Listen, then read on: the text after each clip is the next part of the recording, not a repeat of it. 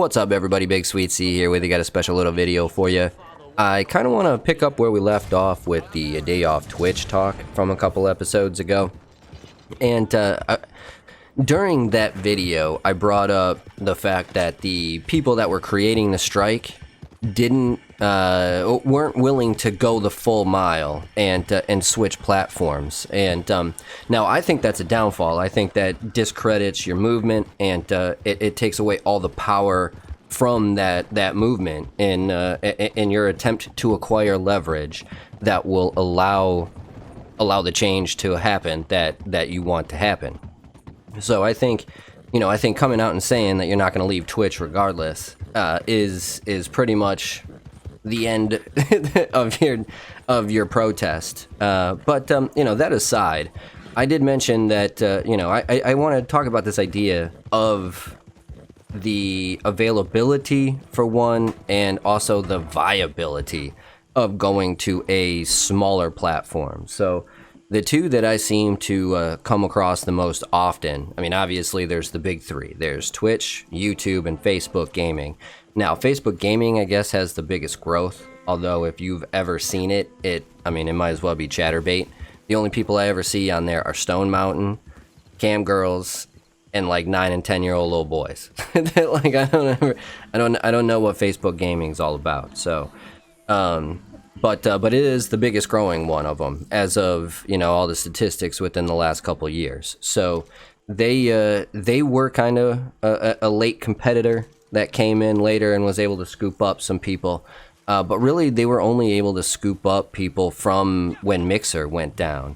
Now, Mixer is kind of like the antithesis of Facebook gaming. It came out and it was huge right away because it was backed by Microsoft, and they spent a ton of money to bring Shroud over, and Ninja, when he got banned, I think went over to Mixer, if I'm not mistaken. And trying to get the attention to go over to Mixer by bringing those guys over kind of sunk their company. They went under, and they Facebook happened to be the ones that benefited the most from it, probably, as they were able to kind of come into this gaming world. But really, you got the big three. You got Twitch, YouTube, and Facebook. So the one outside of that I've been hearing a lot about is like Glimish. Now, Glimish is fairly new. It was only started back in March, I think, of 2021. So it's only been around for a few months. And then the YouTube competitor in terms of content creation for videos like this would be Rumble. Now, I've been told that Rumble is actually the more conservative YouTube. So maybe they advertise themselves as like a right-wing platform, whereas like people think YouTube is left-wing, but that's not true. YouTube is die-hard right. They promote all the fascist stuff like CNN and MSNBC. So they're definitely hardcore right. A different talk for a different video. So you have those two kind of like competitors are the ones that I'm talking about mostly. Now, as a content creator myself, I struggle with the idea of maybe going over to these platforms. So you got to look in the pros and cons. One, I looked at the Glimish website. Now, Glimish only has like maybe 44,000 people on the platform. I think Rumble has like 500,000, whereas like Facebook's got tens of millions of people on there. Twitch has 25 million people. YouTube's got like 1 billion. So, the scale of people that use those platforms are not even close to the scale that you can get in one of the big three. And it kind of goes both ways, because on the flip side, in that terms, if only 8 people are streaming, I happen to play a game that everybody likes and no one else is streaming, I'm going to collect all those views. But also, you got to look into the finer details, because if there's only 500,000 people watching, they're not all going to be watching at the same time. You have to look at it from the terms of like, some people are going to be in bed, right? So you basically cut your viewership off in half. Some people will be in bed, half the people will be during the daytime, kind of thing. So you don't really get the full scope. So even while you bring in more people on your stream, the amount of eyeballs you can get on your content is limited by the size of the platform. And if that platform wants to grow, well, they're going to have to do two things. One, they're going to have to invest in their own company. So they're going to have to go the Mixer route and try and bring in some big people. Or they're, just going to have to find another way to print money. Twitch was Justin TV, but I don't see Justin TV becoming Twitch without being first bought out by Amazon. YouTube is owned by Google. Facebook had Facebook, right? And Facebook, they all have deals with the military-industrial complex and the United States government. So these platforms are not going anywhere. They can dump unlimited amounts of money into their stuff without the worry of really going bankrupt, so to speak. Whereas now the flip side, Mixer, holy cow, what happened with that? Like, Microsoft is a huge company. They put a bunch of money into it, and their department still fell flat. So, in my case, that's probably more bad management on part of like Microsoft than it is on anything. That's probably just not willing to put the money into your platform. But who knows, man? Maybe Microsoft is going out of business. maybe I'm completely wrong, and Microsoft is actually running bankruptcy. Been bankrupt for the better part of a decade. So Mixer is still the anomaly to me. It's also the cautionary tale. You go to this company that's got all this potential in the world, and it still fails. So as a content creator, are you willing to take that risk? Now, in my opinion, I get maybe 25, 30 views per video on YouTube.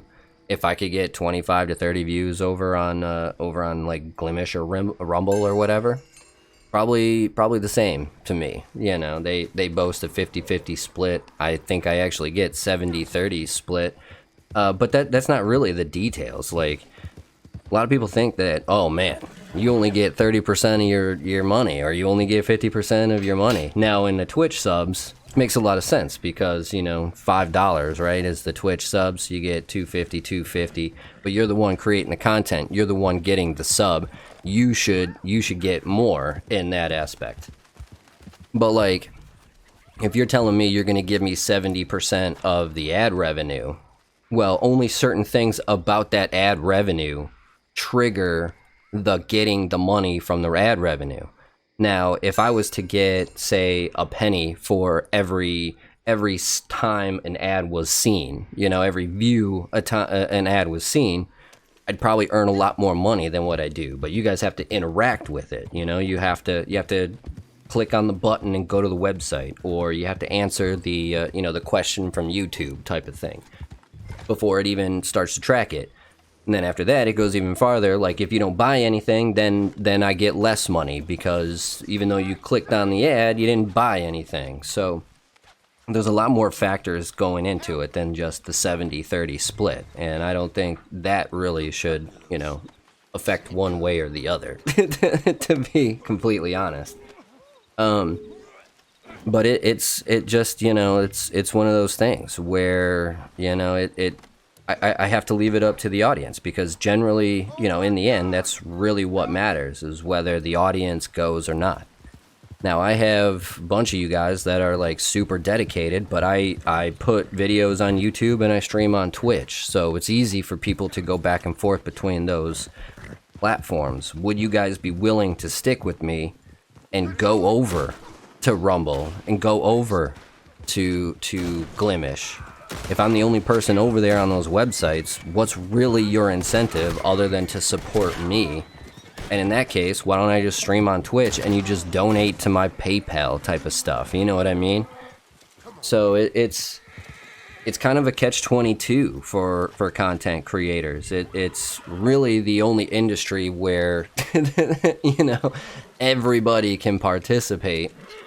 But it's also the one industry that we kind of we treat as a hobby, unless you're like Dr. Disrespect or PewDiePie or somebody of that stature. And really what would help out is like a union. But again, Dr. Disrespect, Tim the Tap Man, Dr. Lupo, Shroud, they don't have any reason to join a union with you. They've already got all the viewership. You know, and then if they were to go over to Glimish, they're gonna take all the little viewership that Glimish has. You know, all in that case, maybe all half a million people that are on that website might actually watch Dr. Disrespect all at the same time. But you know, like, I mean, who knows? And you know, it's one of those things where you kind of have to kind of take a leap of faith, decide whether you're going to stay, whether you're going to go, what you're kind of going. And I don't really know what the answer is. That's kind of why I put this out there. I kind of wanted to give you guys some idea of what I was talking about, and then I want to put it to you guys. Would you be willing to move platforms? Now, I'm not saying for me. I'm saying for any creator in general. Is there a creator out there that you would move to another platform for? They're the only reason you're over there. Why create the account, right? Or are you guys just looking? You know, maybe the truth is you guys really want something different, but there's nobody over there worth watching, and you just need, you know, encouragement. So let me know what you think below in the comments below, because I'm generally curious. Would you move platforms? Are you looking at different platforms? Is it something that you think content creators should take seriously? I don't know. I'm leaving it up to you. Either way, that's going to do it for this one. BigSweetC, that's me. Wishing YouTube, that's you. Wonderful day, night, morning, afternoon, evening, whatever time of day it might be. As long as you're watching, I'm wishing you a wonderful watching time. Sweetness, signing off. Peace.